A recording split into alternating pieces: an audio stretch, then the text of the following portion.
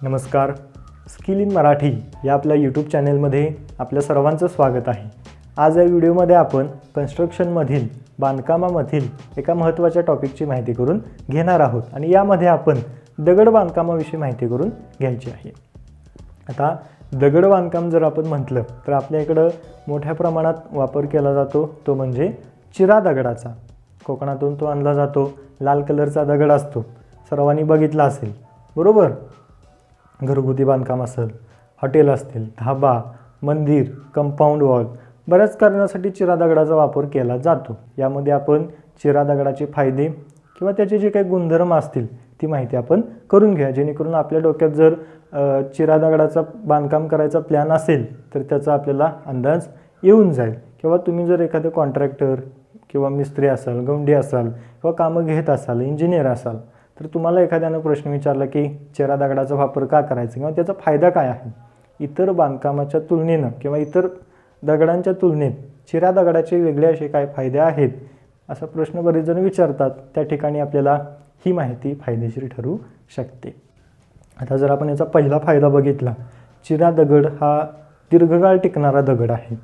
एकतर हा नॅचरल असतो, म्हणजे नैसर्गिक तयार होतो. हा कुठल्याही फॅक्टरीमध्ये किंवा कुठं तयार केला जात नाही. तुम्ही जर त्याच्या खाणी वगैरे बघितले असतील तर तिथं तो कट केला जातो, तयार केला जात नाही. हा निसर्गाकडूनच तयार होतो. फक्त त्याला कटिंग करायचं काम त्या मशिनरीचा वापर करून केलं जातं आणि आपल्याला ज्या साईजमध्ये पाहिजे त्या साईजमध्ये कट करून तो आपल्यापर्यंत दिला जातो. शक्यतो त्याची एक फिक्स साईज असते, पण काही ठिकाणी तुम्ही जर ॲडव्हान्स देऊन किंवा तशी रिक्वायरमेंट केली तर तुम्हाला त्या पाहिजे त्या साईजमध्ये सुद्धा कट करून दिला जातो. आता याचा जर आपण फायदा बघितला, पहिला फायदा आपण बघितला, नॅचरल आहे, दीर्घकाळ टिकणार आहे आणि त्याचबरोबर ह्याचं जे काही ताकद असते, म्हणजे ह्याच्यावरती जी काही वजन पेलण्याची ताकद असते, कॉम्प्रेसिव्ह स्ट्रेंथ ही जास्त असते. त्यामुळं पाया बांधकामासाठी तर हा दगड बेस्ट आहे, भिंत बांधकामासाठी तर एकदम बेस्ट आहे. जर लोड बेरिंगचं बांधकाम तुम्ही करणार असाल, लोड बेरिंगचं बांधकाम म्हणजे जिथं कॉलम तयार केले जात नाहीत, डायरेक्ट चारी बाजूनी भिंती, मधल्या पार्टेशनच्या भिंती आणि त्याच्यावरती बांधकामाचा लोड तयार केला जातो. त्या ठिकाणी तुम्हाला ज्या काही भिंती असतात त्या मजबूत असणं गरजेचं आहे आणि आपण त्या ठिकाणी जर चिरा वीट बांधकाम केला असेल, चिराचा वापर केला असेल, दगडाचा वापर केला असेल तर तो मजबूत प्रकार आपल्यासाठी ठरू शकतो. त्यामुळं लोड बेरिंगसाठी चिरा बांधकाम बेस्ट आहे. चिरा दगडावरती कुठल्याही प्रकारच्या केमिकलचा किंवा प्रदूषणाचा वाईट परिणाम होत नाही. त्यामुळे हे बांधकाम दीर्घकाळ चालतं. म्हणजे इतर बांधकामापेक्षा याची व्हॅलिडिटी किंवा त्याचं जे काही टिकाऊपणा आहे तो जास्त असतो. त्याचबरोबर वातावरणामधील होणारे जे काही बदल आहेत ह्या बदलांना विरोध करण्याची ताकद, प्रतिसाद देण्याची ताकद ह्या दगडामध्ये असते.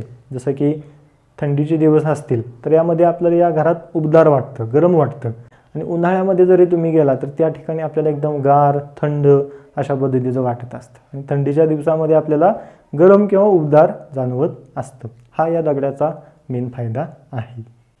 आपण सुरुवातीलाच पाहिलं की चिरा हा दगड पूर्णपणे नॅचरल आहे, नैसर्गिक आहे. यामध्ये धातूचं प्रमाणसुद्धा असतं, त्यामध्ये सोनेसुद्धा असतं. त्याचबरोबर लोखंड असेल, तांबे असेल, ॲल्युमिनियम असेल, अशा धातूंचं प्रमाणसुद्धा चिरा दगडामध्ये असतं. त्यामुळे तिथं राहताना, त्या वास्तूमध्ये राहताना आपल्याला त्याचा चांगला फायदा होऊ शकतो.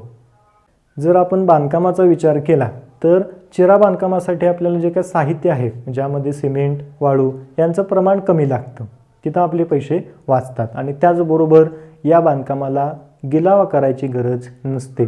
जर तुम्हाला करायचा असेल तर तुम्ही करू शकता, पण गिलाव्याची काही गरज नाही.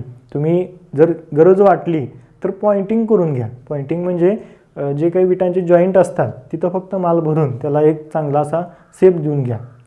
पूर्णपणे गिलावा करायची गरज नाही, कारण हे बांधकाम दिसायला आकर्षक असतं, चांगलं असतं आणि चिरा वीट दिसायला सुद्धा एकदम अशी अट्रॅक्टिव्ह दिसते. त्यामुळं विदाऊट गिलाव्याचं हे बांधकाम खूप चांगलं दिसू शकतं. चिरा बांधकामाला आपण चांगला लूक देऊ शकतो, म्हणजे त्याच्यावरती आपण नक्षीदार कामं करू शकतो, डिझाईन करू शकतो किंवा वेगवेगळ्या प्रकारचे जे काही कोरीव कामं असतात ते काम आपण करून आपल्या बांधकामाला चांगला लूक देऊ शकतो. आत्ताचे जर तुम्ही हॉटेल किंवा धाबे बघितले तर तुम्हाला जास्त प्रमाणात चिरा बांधकामामध्ये बघायला भेटतील. कमी जागा असते, एरिया कमी असतो, पण बांधकाम दिसायला कसं पाहिजे, चांगलं पाहिजे, एकदम अट्रॅक्टिव्ह पाहिजे, रॉयल असं दिसलं पाहिजे. मग त्या ठिकाणी काय केलं जातो, चिऱ्याचा वापर केला जातो आणि असं राजवाड्या टाईप किंवा एकदम असं स्टँडर्ड बांधकाम त्यामध्ये केलं जातं. जरी आपल्याला साधं सिंपल बांधकाम करायचं असेल, 1-2 खोलीचं बांधकाम आहे किंवा लोड बेरिंगची साधी बांधकामं असतील, तर त्या ठिकाणी सुद्धा आपण चिऱ्याचा वापर करून, या दगडाचा वापर करून साधं सिंपल बांधकाम करू शकतो. कमी जागेमध्ये, कमी खर्चामध्ये आकर्षक बांधकाम आपण करू शकतो आणि याला मेंटेनन्स पण कमी असतो, जास्त काळ टिकतं, पण दिसायला पण आकर्षक दिसून येतं. फक्त याचे जे काही कारागीर असतात, मिस्त्री असतात, ते वेगळे असतात किंवा आहे ती मिस्त्रीसुद्धा ही कामं करू शकतात, पण याचा पगार किंवा त्यांचा जे काही रोजगार असतो तो आपल्याला थोडा जास्त द्यावा लागतो. आता त्याचं कारणसुद्धा तसंच आहे, कारण हे अवजड बांधकाम आहे. चिरा दगड माहिती आहे आपल्याला, वजनाला एक दगड जवळजवळ 30 ते 35 किलोचा असतो. मग ते उचलणे, ठेवणे, त्याला व्यवस्थित पोझिशनमध्ये ठेवणे, बरीच कामं असतात आणि अवजड काम असतं, त्यामुळे त्याला तेवढा पगार देणं साहजिकच आहे.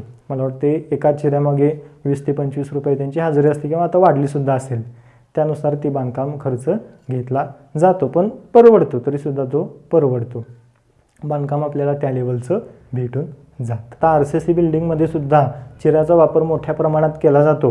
आता बरेच जण मला असे प्रश्न विचारतात साईडवरती गेल्यानंतर किंवा असंच भेटी वगैरे झाल्यानंतर बरेच जण विचारतात की RCC काम करायचं आहे आम्हाला, 1-2 मजली RCC काम आहे, तर तिथं आम्ही चिरा वापरू का, किंवा चिऱ्याचा वापर करून आपण RCC बिल्डिंग करू शकतो का? करू शकता, काहीही प्रॉब्लेम नाही.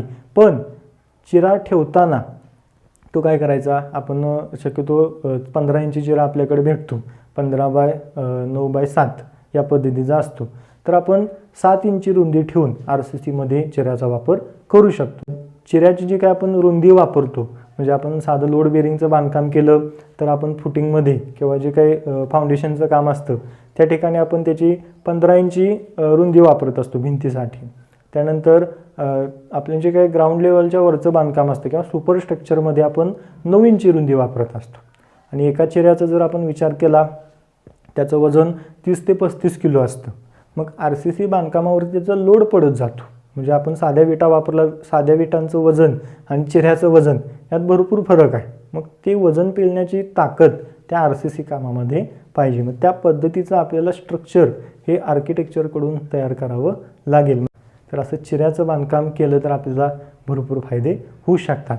आणि तुम्ही जर कोकणात राहत असाल, चिरा तुमच्या जवळ सहजपणे भेटत असेल, वाहतुकीचा खर्च कमी असेल, तर बिनधास्त चिऱ्याचा वापर करून तुम्ही बांधकाम करू शकता. या पद्धतीची बांधकामविषयक शैक्षणिक माहिती आपल्या मराठी भाषेमध्ये मिळवण्यासाठी स्किल इन मराठी या आपलं यूट्यूब चॅनल सबस्क्राईब करा. त्याचबरोबर बेल आयकॉन प्रेस करा, जेणेकरून ही माहिती तुमच्यापर्यंत पोहोचत जाईल. आपण जो स्किल इन मराठी या आपल्या यूट्यूब चॅनलला वेळ दिला, प्रतिसाद दिला, त्याबद्दल आपल्या सर्वांचे अगदी मनापासून धन्यवाद. या पद्धतीची माहिती skillinmarathi.com ह्या वेबसाईटवरती सुद्धा मी अपलोड केलेली आहे. आणि आपले काही सोशल मीडियाचे पेजेस आहेत, जसं की इंस्टाग्राम, फेसबुक, त्याचे लिंक मी तुम्हाला डिस्क्रिप्शनमध्ये दिलेले आहेत. तिथं जाऊन तुम्ही फॉलो करा, तिथं सुद्धा तुम्हाला ही माहिती भेटून जाईल. स्किल इन मराठीला आपण जो काही वेळ दिला त्याबद्दल पुन्हा एकदा आपल्या सर्वांचे मनापासून धन्यवाद.